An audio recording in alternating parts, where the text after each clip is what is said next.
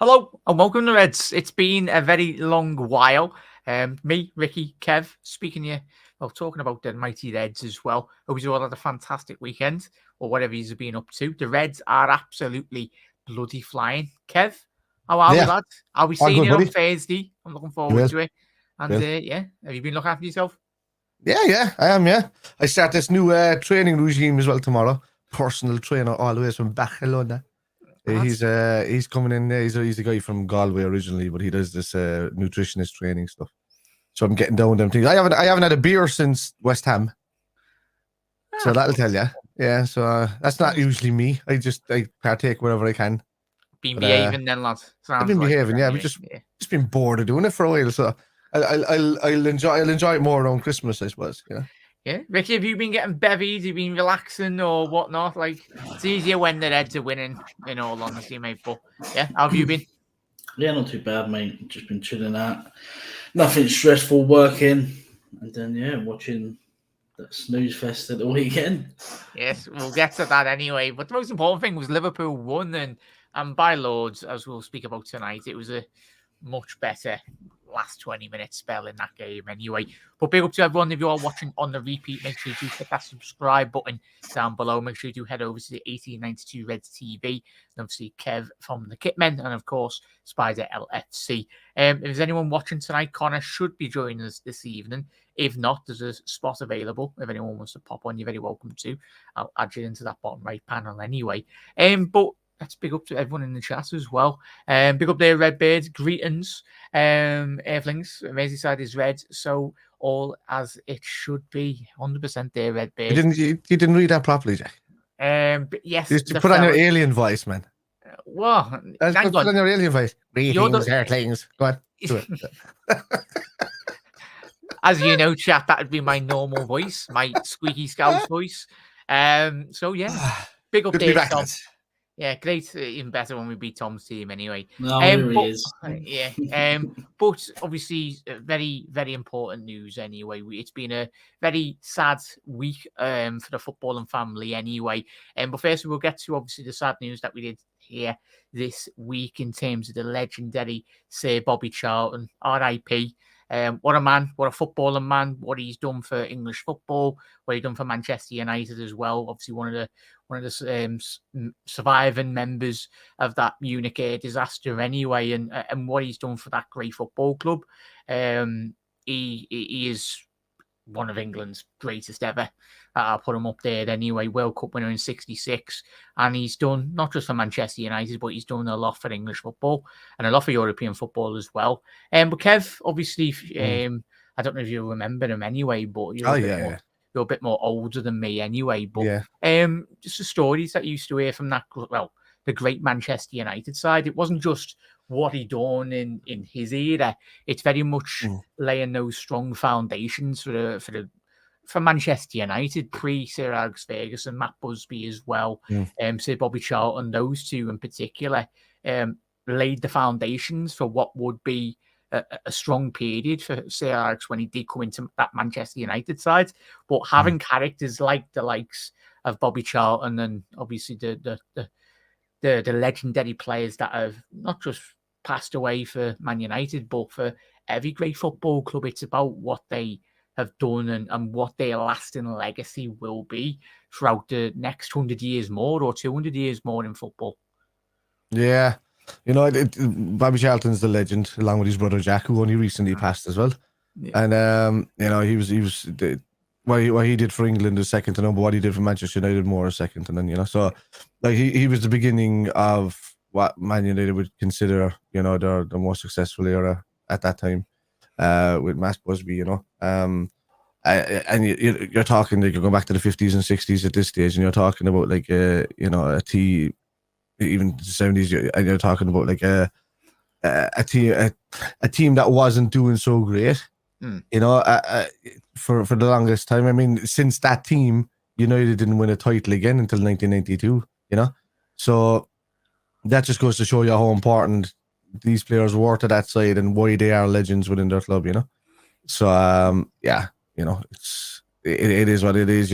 Rest in peace, Sir Bobby Charlton, and He deserves all the plaudits he can get. He's at every single game for Manchester United. Home, he was home and away for the longest time. Until he got a bit older, and then it was mostly home games. And you could see, he held Sir Alex in higher regard and vice versa.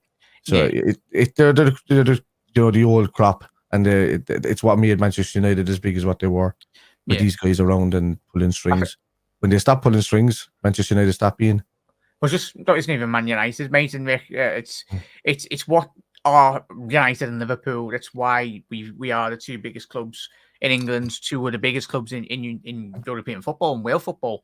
Really, you do need these strong characters, big personalities, and legends of football clubs. Rick, I don't know if you remember them or if you grew up on stories, really, mate. But it's about like the lasting legacy of all these great footballers. And we'll speak on to obviously some sad news this evening as well in relation to Everton Football Club. There was rumours or news breaking early this afternoon, and obviously we've had horrible stories in the past where it hasn't been as accurate in terms of social media, but obviously we did get the confirmation this evening a bit later on that Bill Kenwright did sadly pass away. So from everyone on the panel and the Liverpool footballing community, obviously thoughts and prayers go to obviously Bill Kenwright's family and Everton Football Club as well, because it's not just what he is as a man, but it's what Bill Kenwright done for the city of Liverpool, not just for Everton, but for Liverpool in terms of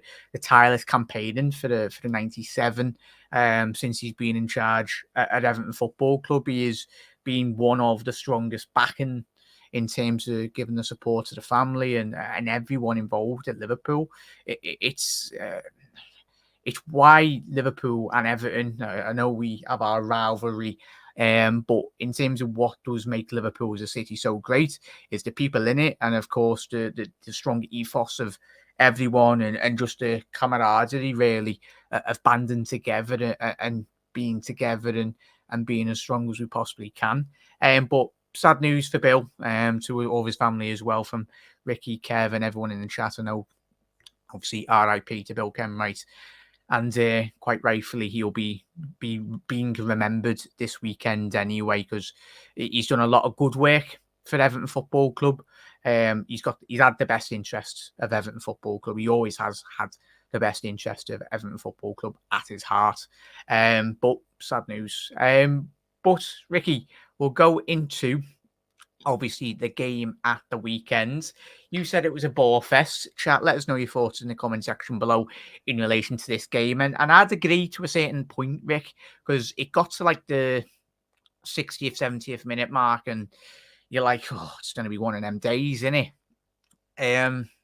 For just general thoughts on the game, mate. It's if you want to attack it at any way you want to, really, mate. Yeah, I mean, if you looked at the balance of the game, you could tell it was a Merseyside derby and not just a normal weekend game against someone else. But Alisson, I didn't even really see Alisson in the game. The defence was decent. The midfield was class.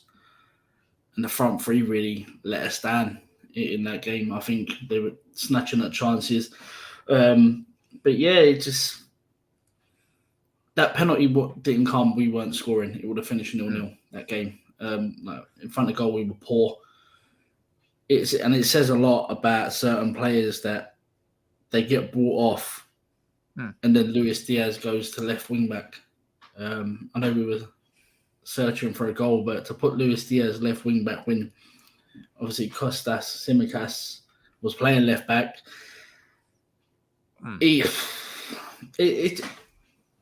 I don't think it was the worst performance. I just think it was a bit flat. Yeah, it's one of them, no, mate, isn't it, Rick? Kev, if you want to answer that, really, what Ricky said there.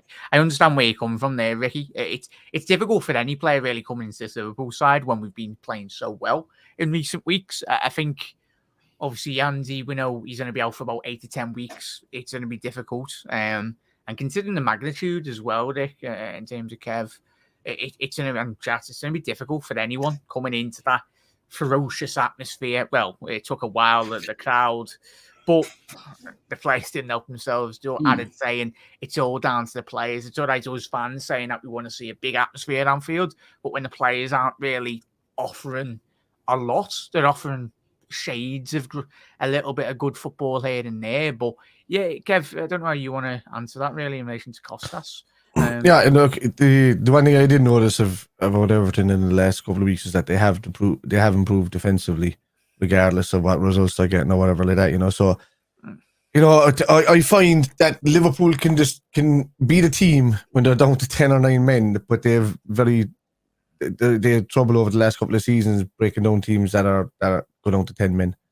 Yeah. And you know, they people just shut up shop against them. You know, it didn't help. You know, I agree with Ricky there. You know, Tsimikas is going to take some work to get back into because I mean he's seen barely any football, to be honest with you, within the team in the last couple of seasons.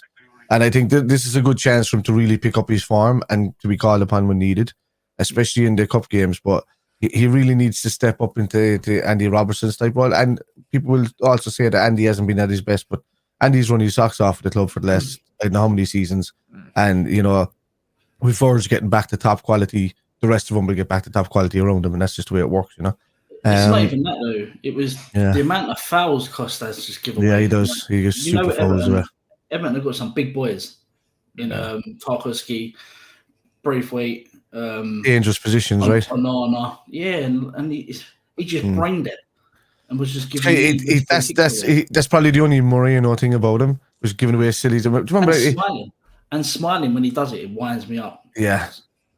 I don't know. Look, I think we're going to be improving in that place and over the next 2 windows. I think Klopp will always give him a chance, but he's going to have to give him a chance now. And Gomez there.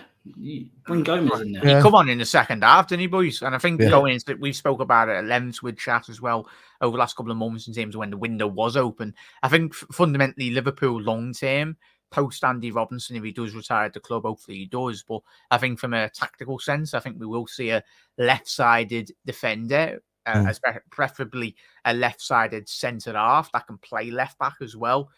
Prime example would be Henkapi at Bayer Leverkusen as well when he comes back to full fitness, or to play it in that mould, someone that's very versatile. If Liverpool were to go to a back four, he can play left back.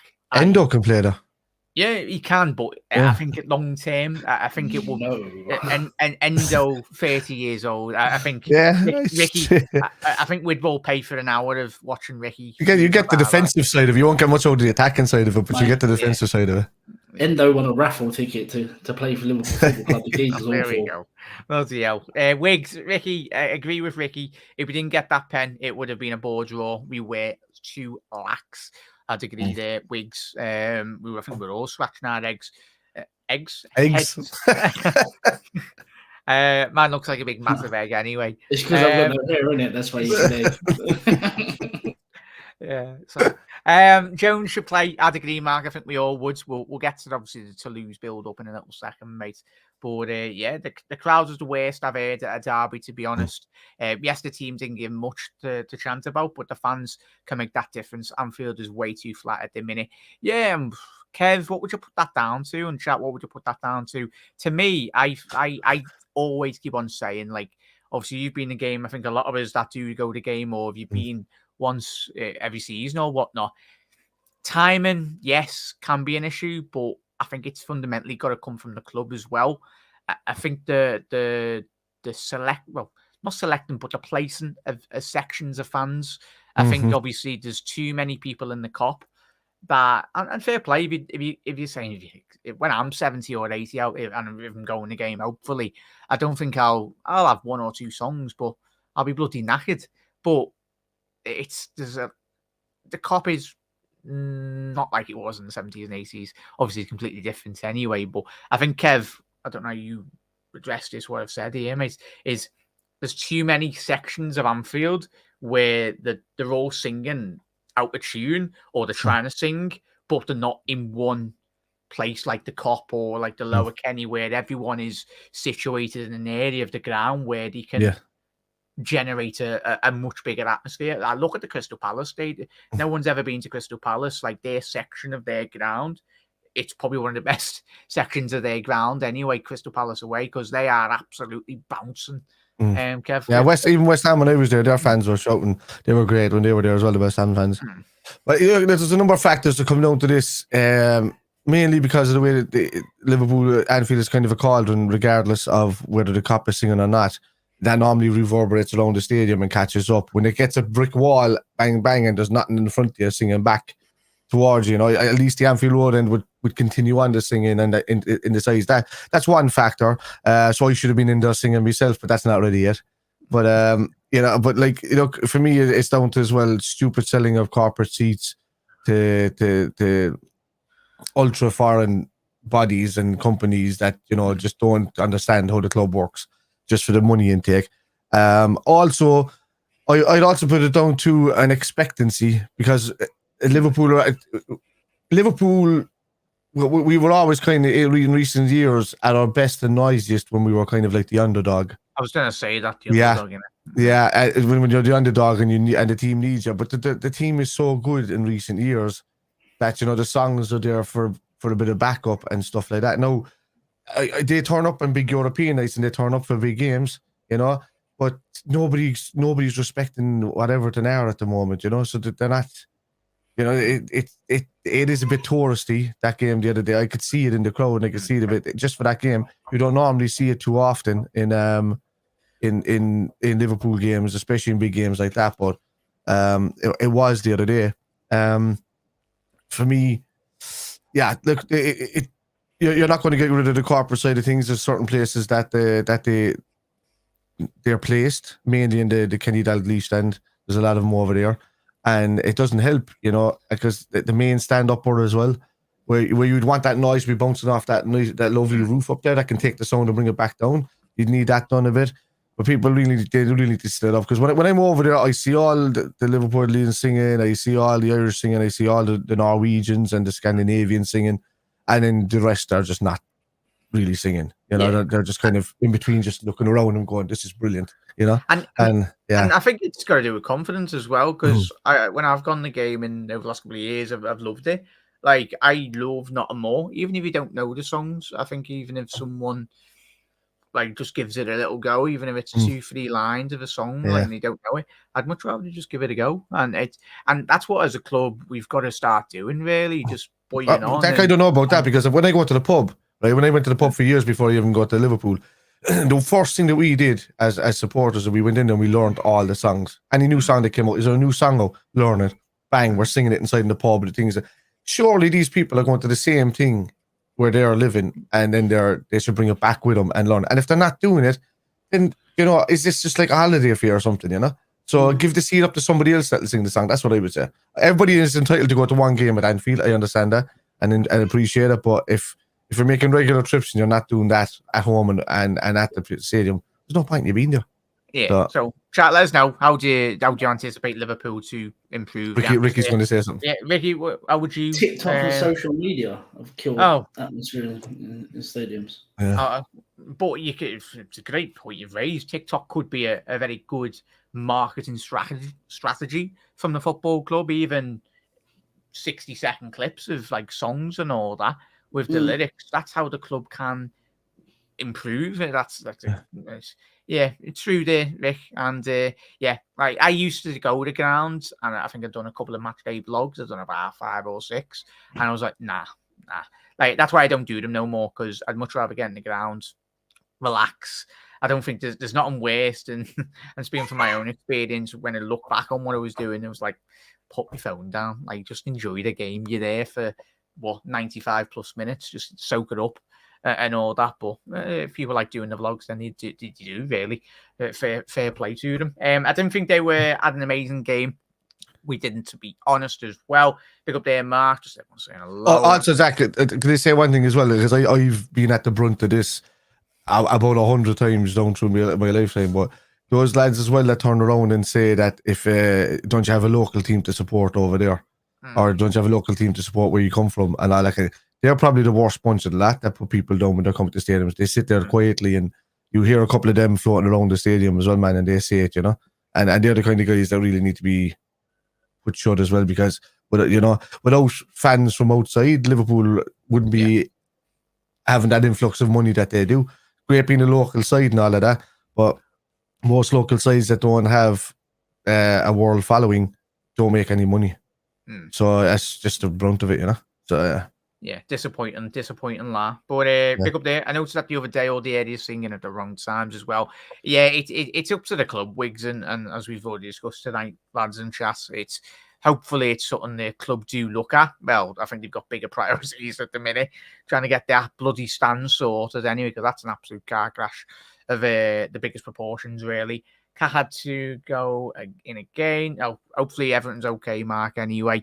The stadium is away from completion. Yeah, we'll probably do another show on that, mate, anyway. Another problem, just from Wigs, is cup games. You can't sell back the tickets in exchange. So if you don't have anyone on your friends and family to take the ticket, the seat goes empty as well. Me and Ricky were speaking about this today, weren't we, mate? It's an absolute... Like, your mate Ricky has lost his ticket. Like, even though he was meant to have been going the game anyway. So it's... You want to just tell everyone what happened with that? Yeah, sorry. A week so he had tickets for Brentford, but because the stand incomplete, they've been told they ain't got tickets no more, and they'll get credits and a refund. But the fuck does that do for you? Yeah. So I got the same. Because I've got the 3 season tickets. They said, no, you're not going to see any games until the stand is open. I turned around and I said, cancel my 5-year contract, so give me all my money back. And also I want to be compensated for all the flights and accommodation that we were after buying for the next few months to go over there, because we were told the stand was going to be prepared and done and dusted for the start of the season, no problem. So we all bought our flights right up until the end of the season, because we know if the game moves from Saturday to Sunday, we're there from Friday to Monday anyway, so it doesn't make a difference to us. So we did all of that, the whole lot. Bang, there's tickets been in my account every week so far, and that's done because I will that's even said we will cancel if they start pulling tickets on us, because we pay. That's too much money to lose on our side, you know. So I will. There's no point. What's the point in having a season ticket if you can't go all season, and then you're seeing a percentage of that back? Nah. So it's that's what I'm at. Yeah. It's and as if you've not seen it, the Luton tickets are going for absolute thousands of pounds. I think there was something like, if you're not courtesy of being on X or Twitter or whatever you want to call it, there was tickets screenshotted of going for about 995 quid. Like, I don't know if that's in the Luton end or if that's even worse if it's in the Liverpool end. That's criminal, really, in all honesty. But enough about that. The 2 lads that we will discuss this evening before we do go into the Toulouse game anyway. Kev, Mohamed Salah, obviously winner of this, I think it was the September Player of the Month or October. Well, you won it today anyway. Unbelievable. Keeps going. He takes a dip and he just comes back again, kicking, screaming, and then says, yeah, here's another few goals. Just after passing 2 of the biggest legends in the history of the club. 2 of regarded the biggest legends in the history of the club, in Dalglish and Gerrard for Anfield goals. And the dude's a winger, you know. So Dalglish is known as one of our best goal scorers, coming from maybe a number 10, but he's a winger. You know, he's a winger scoring goals. So Ricky's going to try and say something different, but I don't understand why. Gerrard sat in the midfield and he was able to score goals, but he was an attacking midfielder. So he would be in more of a position to score a goal than the old school wingers would have been. Now these modern wingers on the clock, they almost play as forwards, but they're still wingers. So for me, he's a legend. He's going to be regarded as one of the greatest players to ever put on the Liverpool shirt. What did you think about him at the weekend? I tell you, it wasn't for a lack of trying. He was pinned out there, small, but we could have used the wings a lot more. For once, I seen him tucking inside a bit more than what I usually do, and I want to see him doing that all the time. But it was in a game where they were down to 10 men, where you needed him to move out a bit wider. And, it's only when he got a bit of joy. And he started coming back and picking up the ball himself in the midfield and, passing around the place. And him and Szoboszlai are just, they were fantastic. And Szoboszlai is just another level of a player in there. If you build a team around him now going forward, you're laughing. 100%. Ricky, go on. You were smiling there, lad. No, I don't get this thing. Mo Salah's a winger. He's not. He's a forward. It's just he's not a traditional winger. But where does he receive the ball, Ricky? Where does he receive the ball? These days he does. I get that. Yeah. Get that. But he always went on the wing, but he used to make underlying runs in. But I get it. He is a winger. I think his game's changed though, boys. It has. You know why? It's because we now don't solely rely on the Everton game we did, but we solely don't rely on Mo Salah to win this game anymore. With the midfield of McAllister, Gravenberch, and Szoboszlai, there's not always an outlet to give him the ball. So they can do stuff themselves. They can shoot from range, on target, score goals. They can bring other players into the game. Before, it was Henderson, Milner, and Fabinho had no creativity between three of them. Always just give the ball to Mo Salah. Where the midfield we've got now don't solely rely on Mo Salah to create anything, which is good. 100% agree with that as well. Who can find anyone? Nunez, Gakpo, Jota, whoever's up there, Diaz. So we don't always have to give the ball to Mo Salah these days. That's why his game is changing. That's why he's assisting more these days than what he was before. I think having Szoboszlai in there, having McAllister in there, they can strike a ball from distance. Yeah. You know, regardless of Henderson doing it a handful of times in his whole career, Szoboszlai could hit a long ranger once every 3 games easily. And, you know, that's the kind of player that he is. You know, you've seen 2 games ago scored it. Would we expect him to do this if he plays against Toulouse on Thursday? I doubt. I think we should rest him. But, you know, and then he plays at the weekend against Forest. You know, he could bang one in the top corner easily in a game like that if he's given enough space in the middle of the park. He is then an open, if he stays injury free for the next 2-3 years, I think he will sign a new contract at Liverpool. Yeah. I know we've all 3 of us, when we've done shows on that. Like, you don't say no, he's going to sign at Liverpool. He is, of course he is. I think he will retire. Well, it's down to his dad, and it down to the money he gets. He can't. He's the face of. He's the face of. Yeah, but he's the face of Liverpool. Yeah, I get that, but there's a bigger thing out there. He can be the face of Saudi Arabian football. Lad Henderson was playing in front of 900 people this week. 600 people. Oh, 600. I've had an extra 300 on there. They said there was more people like Newcastle Town, was it? Yeah, against someone, but yeah, they had like 900 fans. But lad, Liverpool will not pay Mo Salah more than what he's on now. I know. So the only way Salah signs a new deal is on the same terms that he's on now. But then why would you do that when what's he going to be 33? You might as well go get that Saudi money. I think if they can pay what's his name, Thiago, $200K a week. Once they get him off the books, that money goes straight to Mo Salah. You say that, then how do we compete with teams like Moose? Well, the money will move across. Somewhere. So the money is available now to bring somebody else in because we're actively looking for a CDM, 100%, and we're actively looking for a left-sided centre back, and they're still looking for if Ramsey isn't good, I think they were looking for a right back. The money is there available now coming up in future, especially with the new investment coming in. But money, I just don't see Liverpool paying above 350 for Mo Salah. They won't pay above 350 for him. They won't have to. He's going to want more money. He'll want more money to stay. I don't think so. I think he's at his peak now as a Liverpool player at the age that he's at. I think he'll be happy just continuing on. But what he wants in his new contract is as he gets older is guaranteed more game time. So that if he does start to slip, he'll want to play minimum 28 games a season. I'm not against Mo Salah. Yeah, there's always going to be incentives there as well, though, boys, because we know what players are like. They're business people at the end of the day. And even if we offered Salah, say, a 2, 3, 5% opportunity to buy into Liverpool as well, you could add that into a contract as well.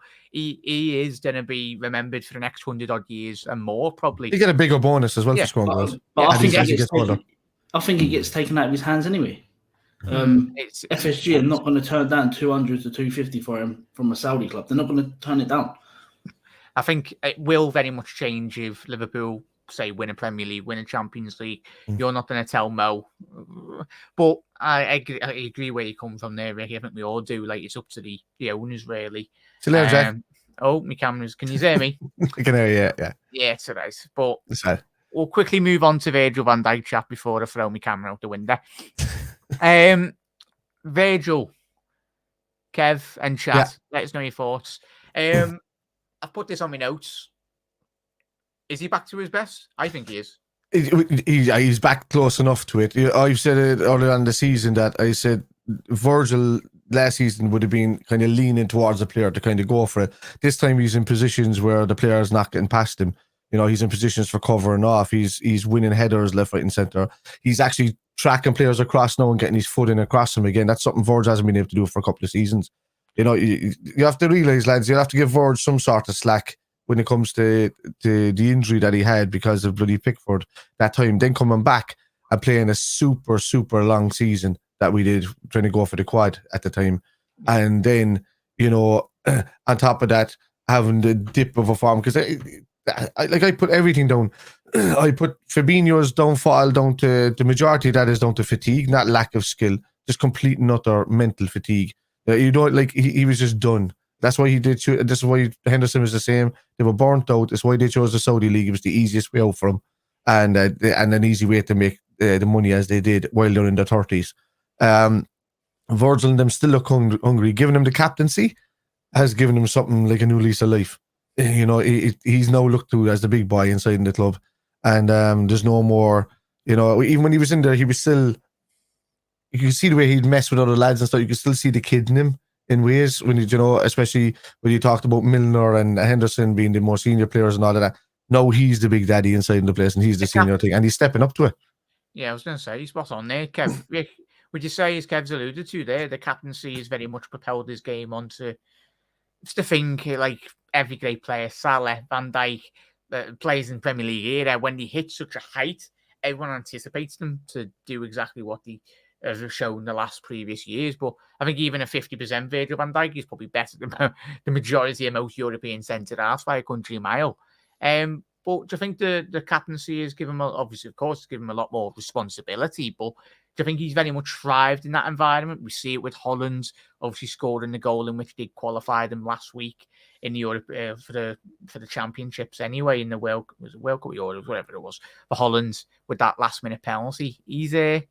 I'm loving him, mate. I think if Virgil can, and there's still levels to Virgil's game this season, I think if he continue to improve his game, obviously alongside the back line as well, helping Ibu, I think he can very much propel Liverpool to hopefully, I know we're only 9 games in, but very much propel us to hopefully greatness this season, mate. Yeah, I mean, what game was it where he missed after the Newcastle game through suspension? And like he was on the touchline, just every player that come off, he was like, Wolves, was it Wolves? That game there? When he got suspended. Young Consa, like when they was all coming off, he was giving them hugs, like coming off, giving words of encouragement. Yeah. Had like a little chat with Consa, like it will only help him as a football player. Consa having someone like Van Dijk there in the changing room, training ground, in and around what else they do. But yeah, he looks very good so far. Verge this season. There was a lot of people criticising him heavily last season. Like saying he should be replaced, should be this, should be that. But yeah, I'm like so far he looks our best centre half again, and he's making it look easy again, like he did before the injury. But you're never going to see the Van Dijk levels pre ACL injury. It's not going to happen. But long may it continue, and yeah, him being skipper, I mean. Yeah, it just suits him, like the aura of the man. It's going to be something that's going to help other people. I think today there was a report that he's brought something in from his Celtic days. In terms of recovery or in terms I can't remember what. I ain't read the report fully, but he's brought something in from the Celtic days that they've never done at our club. Now he's captain, he's decided to bring it in, so hopefully that just helps us as well. Yeah, any bit of impetus really as well, lads. That's all we want as well, chat. So I'm excited. Kev, anything goes really for the next 10, 20 minutes anyway. Speak about Liverpool or general football in terms really, Kev. Liverpool, I want to speak about obviously the going into the Toulouse game. Sorry, chat. Obviously, it's a Toulouse build-up as well. Completely forgot about that. You can tell I haven't done a video in a week. Kev, you're going the game on Thursday night. I am, yeah. A win for Liverpool would put us well in the driving seat, top of the group with 9 points anyway. It would allow Liverpool, as we know, to, in the next couple of weeks, ideally, would see us rest quite a lot of our main senior figures. But how do you anticipate Liverpool to approach this game on Thursday? I think they'll go with a bit of gusto. I do want to see a strongish enough 11. Out there, Clapper's been tending to go with that this season. I don't want to see too many games without Kwanzaa getting a run out because I've really liked what he's been about this season, and I think giving him less game time is not a good thing. I get it. I also believe that Kanate should be played as much as possible just to give him that full match repetitiveness, fitness. So I would play Kwanzaa and Kanate in the back line just to see it, and then throw Gomez right. You're going to obviously try and throw Simicast left back, but that would be me. Because I think Simicast needs games. I think he needs to get back because we brought him in there because he was a good crossing player. In his game, especially for the national team, and whatever about playing in Greece, it doesn't make a difference. But he was a great crosser of the ball. He seems to have lost that. Kind of similar to Andy Robertson. Robertson was a great crosser of the ball when he first came to the team. He lost that down to basically working his arse off every game, and then by the time he came to try and kick a ball across the pitch, he was just like, I need to get back in position. So he lost a lot of that just down to just burn himself out like everybody else, really. And I think the Simicast and Kanate need as much game time as possible. I think you should take every opportunity to rest Van Dijk in these games just to keep him fresh. I think the rest do need match fitness build up. Against sides like this, they don't tend to tackle and go in too hard. They tend to be more respectful in these games. And I think it's there's less chance of an injury with regards to these games than there would if they were playing international football. You'd rather see him playing these games than playing international football because they're bound to get, most of the time they come back injured anyway. Kanate does when he goes on to international football. So yeah. For viewers of non-French football, anyway, Toulouse did win the Coupe de France last season for the first time. Well, not the first time; it's the second time they've won it. I think since about 70 odd years, anyway. We all know a very well-known name, ex-Liverpool name, anyway. David Camoli, I think he's head strategy director at the French club, anyway. So it's you've got a couple of gems, really. I'm not going to rattle off a load of names, but in terms of what they've been doing in French football since he's come in, there seems to be an intense development in terms of the other team that like to try and get in your face. They don't want to. Not going to come to Anfield tomorrow night, Thursday night, sorry, and very much roll over. Ricky, Kev's alluded to a couple of names there. One that we didn't mention was Curtis Jones. I think it's very important that we do see him back into the starting 11. I think we were saying this off air today, mate, where I think he's still got one game left of his suspension in the Premier League. So that's the thing now with Curtis. He's still 22 years old, but he is looked upon now in this Liverpool side as one of the main key figureheads and one of the lads with the most experience. Obviously, I think he's got over 100 caps for England then for Liverpool.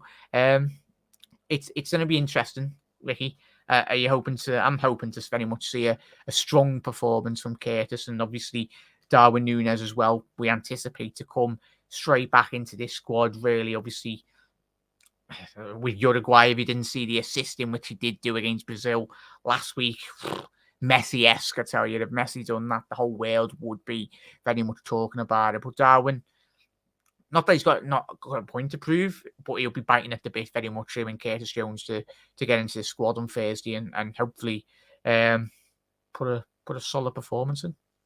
Yeah, you know my views on Darwin Núñez. I'll die on the hill protecting that guy. I think he's class. I think he's everything he does. Like the Salah assist at the weekend.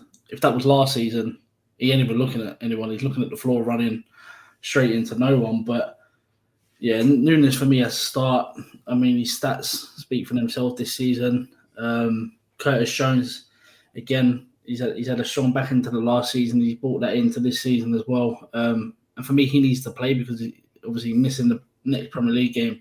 So you need to keep his match fitness up as much as possible so that he can come straight back into the squad 11 when he's back fit. But yeah, it's going to be interesting. I think the defence picks itself against them. I think Endo, do you reckon, lads? I think even Gravenberch. I think the more. Yeah, I think Gravenberch could do a miss in this game. I think we should go Jones, Elliott, and Endo starting this midfield game just to to keep Szoboszlai, McAllister, and Gravenberch out because they'll start the weekend against Forest, and then it'll be interesting to see who plays at the back.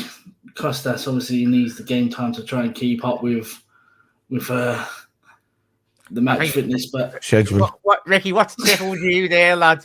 You've just seen a message. What have you seen, lad?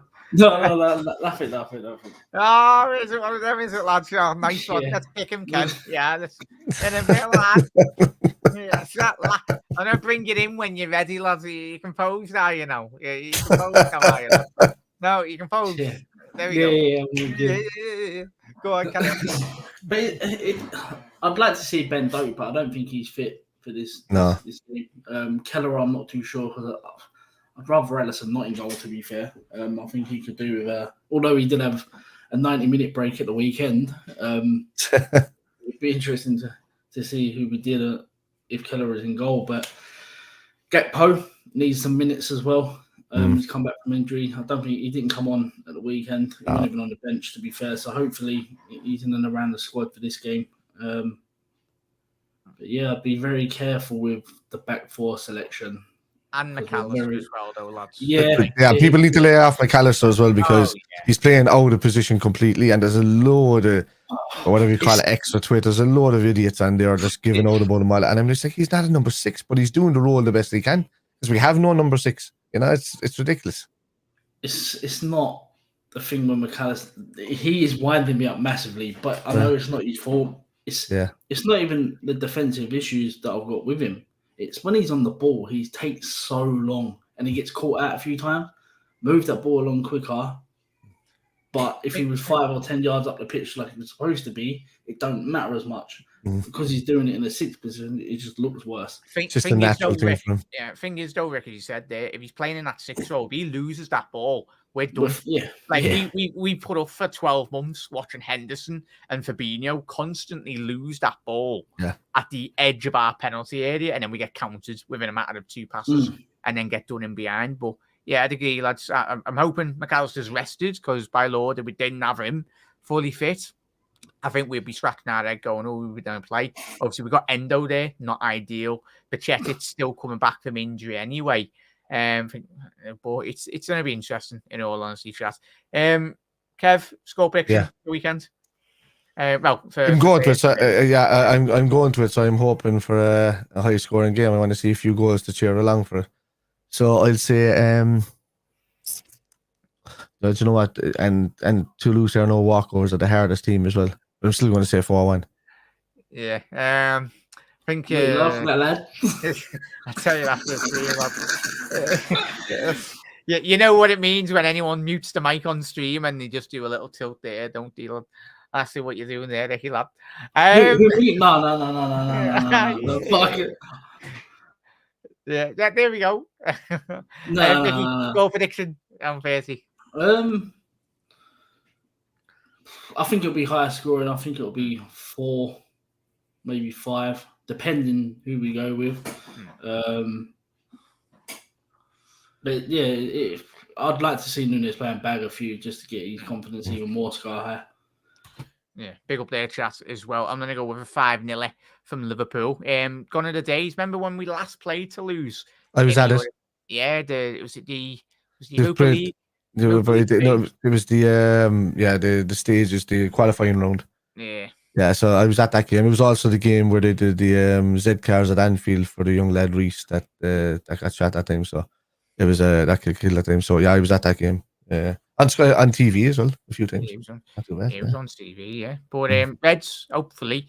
We will be live tomorrow evening as well, chat. Obviously, will be a consistent schedule this weekend. The videos will be going live most evenings at 7:30. So stay tuned on the channel. If you don't get your notification, put your bell notification on as well. But Kev, Ricky, massive thank you, gentlemen, for joining me this evening. But most importantly, a massive thank you to everyone. Are we not doing the starting 11, Jack? Oh, yeah. Well, we'll quickly rattle through a starting 11 in a little second anyway. But a massive thank you for everyone tuning in. But Kev, go with your starting 11. Ricky, you go with your starting 11, and I'll give you mine. and Xhaka. If Keller's not available, just bang Allison in there. I don't know if I want to deal with Adrian in the back tomorrow or on Thursday. He can't play. Adrian, yeah, he's not even. Oh, he's not registered. I forgot about that. Jesus, yeah. So yeah, Allison. So, right back, I would go Gomez. I would go Kanate. It's probably going to be Kanate and Matip, but I would go Kanate and Kwanzaa is what I want. I'm going with what I want and not what I think it's going to be. And I think it's going to be Cinemas left back. I wouldn't mind seeing Endo get a run out in the 6 and give him a good chance against lesser opposition. And the reason why we brought him into the club was just for these games. And Jones to start, just to keep his form going. You probably see Elliott on the right of that side. Salah will always try and start games regardless. He doesn't want to sit these games out. He wants to break records. There's a reason why he's here, and he's still breaking them even last weekend. So I like to see Salah starting. I want to see Nunez starting, and I'd love to see Gakpo starting on the left, where he's supposed to be bloody playing most of the time. But I don't want to see Gakpo starting through the middle and Nunez not starting the game. If Nunez is not starting the league, he should be starting these games. Simple as that. Regardless of how well Gakpo can play or how well Jota can play and all of that. But, so that's what I would like to see. I don't know if Diaz will play on the left. But, I would like to see Nunez and Salah starting together in these games because I think they tear teams apart with that pass when they find each other, when they get going. And I think it doesn't really matter then who plays on the left, really, because any one of them can find them in the box, regardless of being Diaz or Gakpo or Jota on that left. So, yeah, that's who I would go with. Who I'd want to go with, but depends. Yeah. Is Thiago still able to take it? Yeah, it's Def Taxes and Thiago being injured anyway. And sorry there, La. I wasn't talking to you. I was talking to the Union Berlin going 1-0 ahead against Napoli. Woo! Yes. It's absolutely knackered everyone's acca there. Nicky, I'd very concur with what Wiggs has said there. I'd go with the team that Wiggs has just said.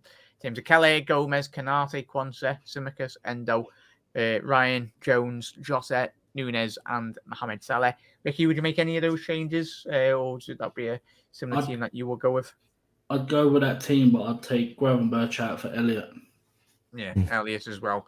And we didn't even mention Elliott about a real game changer in terms against Everton this weekend as well. I think, as we've done countless videos already this season, we've spoken glowing terms about Harvey Elliott and the way in which we anticipate that Jurgen Klopp is already using him in terms of not a fit, like throwing him in a deep end. He's getting brought in 20, 30-minute spells within games. And I think that is very much, for the next year or two, very much going to be extremely beneficial for them. Obviously, Harvey would like to be starting every single game, but in terms of his maturity, the more his body develops as well, I think we will see a bit more of it, more composed from him. I think it's a massive asset to bring him off the bench, and as we've seen against Everton, really brought the game to life, in all honesty, there as well, chat. But big up there, Mark. Massive thank you very much for dropping Kev's channel links in there in the description. Obviously, Mark dropping the 1892 Reds TV in there as well. Make sure you head over, subscribe. Still says nil all between Union and Napoli. Jack. Oh, is it being disallowed? I think it's been disallowed, yeah. True. Get in. Grab Salah will come off the sub for the subs. Yeah, happy days. Yeah, ruled out 24 minutes offside. Yeah, get in. He must have heard me. I think we start stronger, go to goals, and then bring on Elliott or someone else as well. Maybe, yeah. 100% there, lads. We will be live tomorrow at 7:30. Ricky, have you got any lives with Luke planned this weekend, mate? Yeah, we're live tomorrow at 6:30 for the Toulouse preview. We're then live Friday for the Forest preview. Yeah, all good, lad. All good. You sound excited, as always, lads. Yeah, just getting Luke on the stream, mate. It's exciting. Yeah, there we go, lads. Kev, you will be back streaming. You'll be streaming this. Well, I'll be seeing on Thursday, but you'll be streaming on the weekends. But massive thank you, mate, for coming on. No bother. Massive thank you, Rick. And most importantly, a massive thank you to every single one of you.